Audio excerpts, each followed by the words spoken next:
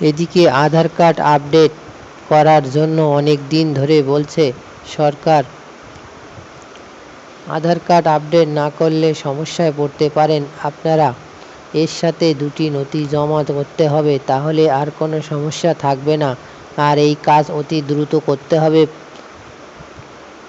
নির্ধারিত সময়ের মধ্যে আধার কার্ড আপডেট না করলে আপনাদের গুনতে হতে পারে মোটা টাকা। গত 11ই মার্চ রাত থেকে দেশে চালু হয়েছে সিএ বা নাগরিকত্ব সংশোধনী আইন। এই নাগরিকত্ব পাওয়ার জন্য আবেদন জানাতে হবে অনলাইনে। আপনি যে একজন ভারতীয় নাগরিক, তার পরিচয়পত্র হিসাবে আধার কার্ড অত্যন্ত গুরুত্বপূর্ণ নথি। ব্যাংক অ্যাকাউন্ট খোলা থেকে বিদ্যালয়ে ভর্তি এবং অন্যান্য যে কোনো সুবিধা পেতে আধার কার্ডের প্রয়োজন। তাই আপনার আধার কার্ডের সাথে যদি এই নথি দুটি যুক্ত না থাকে তাহলে সমস্যায় পড়তে পারেন। আজ আপনাদের সাথে আধার কার্ড ও দুটি নথি যুক্ত করতে হবে এবং কি কি করবেন সেই সম্পর্কে জানতে হবে। Rafiquzzaman, RM news.